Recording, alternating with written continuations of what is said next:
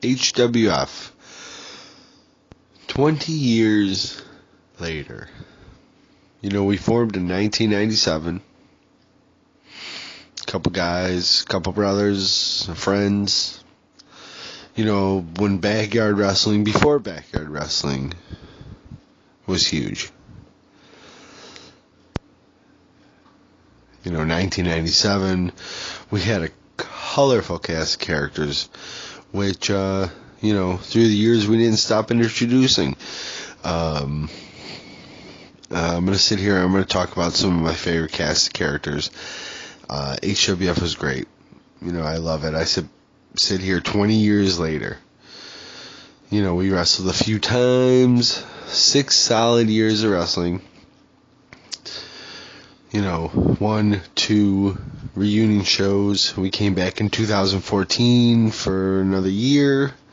2015, me and Suicide Kid wrestled 2016, and we're probably going to keep wrestling 2017. I live in Florida now, and I'm going to head back, wrestle with Suicide Kid. But listen, the cast of characters. It was great.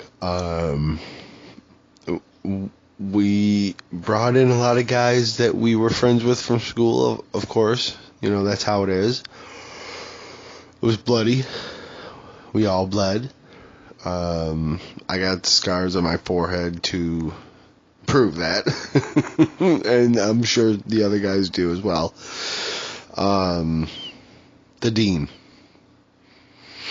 You know, that guy, he was crazy. You know, he started with us, me and him, for the first ever HWF Television Championship, Soup versus the Dean, and the Dean won. And, you know, he sold out and started a federation with Mike Extreme before Mike Extreme was HWF. The Dean. 6-time TV champion, 1-time world champion, Dangerous Dean Diamond. He was a funny guy. You know, me and him I would beat the fuck out of him, and he would take it, but he won championships, and he did what he had to do. Balls, of course, my brother, Balls. That motherfucker took a beating. Chair shots after chair shots. He bled just as much as I did. One of the most hardcore motherfuckers ever. Balls. He took a big beating. Me and him had some bloody matches. Brother versus brother. And of course, you know, brother versus brother. Soup versus Balls. The bloodbath ensued. Chair shots, cookie sheet shots, everything. Tables, ladders, chairs. Ran the gambit. I love my brother Balls. I love Balls. Big Sexy. My brother, another. We all started HWF. He was the crotch chopping, chairs shotting motherfucker. Big Sexy. Multi-time world champion. Me and him had some bloody matches. I actually had the distinction of having Big Sexy's last match. He defended his world championship against me, October 1999, and he ended up moving out of state. Love my brother. Big Sexy. He would drop that Big Sexy elbow and knock everybody the fuck out. Suicide Kid to me, to Balls, this fucking Psycho Killer. That motherfucker, Psycho Killer, he had a war. His debut against Big Sexy, September 98. Psycho Killer. Swinging that axe, fucking doing crazy shit. Psycho fucking Killer. He actually came back 2014, 15 years later, after he left, and had bloody wars with me. And I have the scars to prove them, of course. Professor Jabbo, the 4-letter enigma, Jabbo. He started in the summer of 98, and Jabbo. He took some beatings. He bled. He fought. He scratched. He clawed. Never won the world title, which was kind of a shame. But he won the television title multiple times, and had bloody wars with his former tag team champion Balls. Beach Party 2001, still one of my favorites. They beat on each other for 25 minutes, and it was amazing. Go check it out. They actually wrestled one-on-one at, I believe it was for the first time ever, at Violence is Good 2001, or 2000, excuse me. Violence is Good 2000, but the tape was destroyed.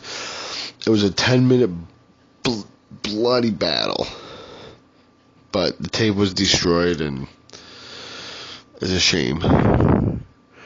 Professor Jabbo, he came back carrying that clipboard, whooping some ass with that. I loved it. And he brought us Livesey, Mad Crazy Livesey in 2001. Hardcore Dream Part 1. He debuted 2001.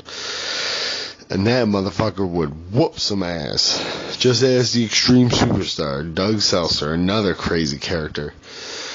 Him and his brother, the Extreme Icon, Dave Seltzer, they put on some wars. Doug Seltzer, he went on to great things. I love that guy. He started in summer 99, and he continued with us for about 2 years and 3 years, 99 to 2000 to 2001 to 2002, 3 years. Yeah, the Extreme Superstar, Doug Seltzer. He'd come in and whoop some ass. You wouldn't even think about it. I remember in a match with the Extreme Superstar, Doug Seltzer, where I pulled out a power drill, and I drilled him in the face. He didn't want to do that. But he got me back, and he stapled me, I think, right in the nuts, I think, during that match. That was the fourth violin, November 99. It's crazy. Yeah. Dave Seltzer, the Extreme Icon. I had a few TV championship battles with him. He debuted alongside his brother Doug as the Seltzer Boys. Great to have those guys. Great. They wrestled with us for a long time. The Gimp, the youngest HWF wrestler ever, debuted summer 2001 at Restricted Area. He wrestled with us for a while. It took some beatings. The littlest guy always comes out, the underdog. The Weed Man, one of my best friends. He didn't even like wrestling, but he came on because he just came on and fuck, dude, he put on some great performances. I battled him once, one-on-one. We had a couple of three-way dances as well. He had an amazing world championship match with Suicide Kid in 2002, and the most infamous boxing match of all time, where he took an ass whooping, Weed Man, but he beat the boxer. Because the boxer started bleeding and he didn't want to fight no more, even though he was the boxer. It was great. The cast of characters continue. There's so many to name. I'm going to go on the list a lot. These guys are the craziest cast of characters, and they all bled, and they all wanted to fight. They didn't mind taking a chair shot to the head, one or two, or a table shot. Let's see. These guys, the list goes on. We had about 30 guys throughout the years.